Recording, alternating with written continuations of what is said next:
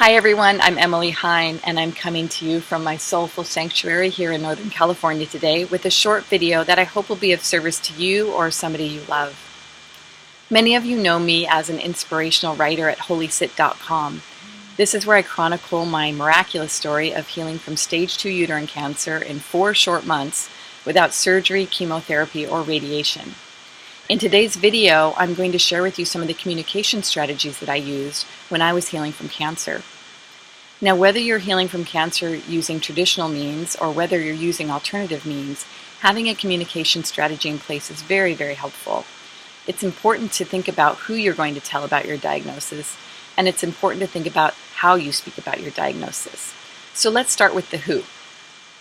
When I was first diagnosed, I was very careful about who I told about the cancer diagnosis. I only wanted to surround myself with people who could hold me with caring, kindness, compassion, support, and strength.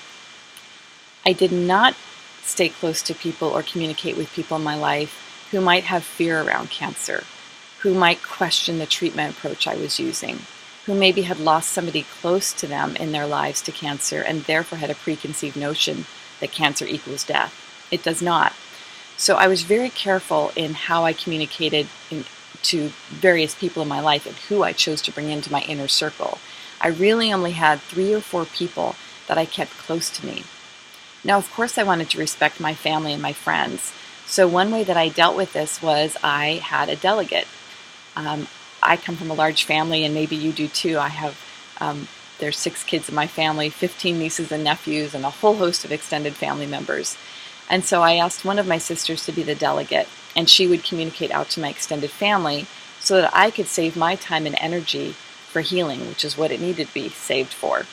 Similarly, I had a delegate for my friends, somebody who could communicate with all the friends in my life what was going on so that they weren't bombarding me with emails and texts and phone calls. And again, I could preserve my energy. So that's a strategy to think about in terms of who you tell and how you set up a communications platform that might be beneficial and easier for you so you can stay clear of negative energy that might come in. Let's talk about how you speak about cancer. Words, of course, can be very powerful, and of all the words in the English language that are incredibly powerful and scary, cancer is probably the biggest one. So about a week after I was diagnosed, I recognized this and I realized I needed to come up with some sort of different name for the cancer. And with the help of my dear friend Lisa, we ended up nicknaming the cancer that I had in my uterus. We started calling it the Uterine Space Invader, or USI for short.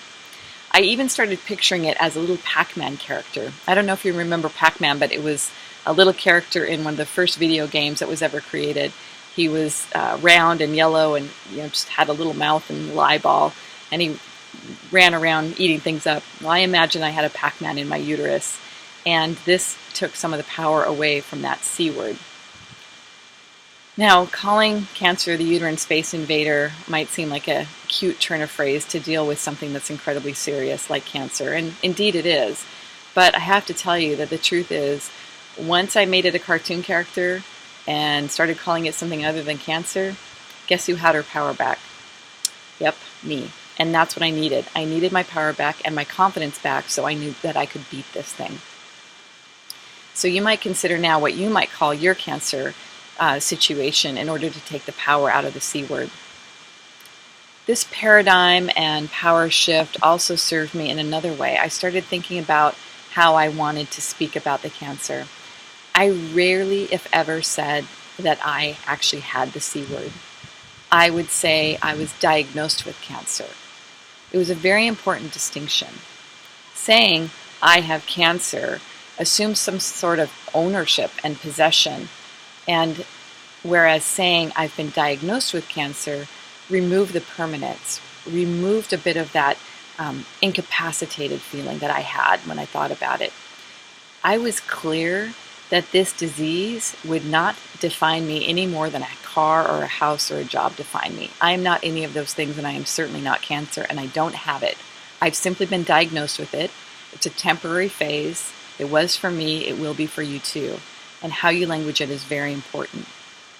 So again, when dealing with cancer, I learned very quickly that my words mattered.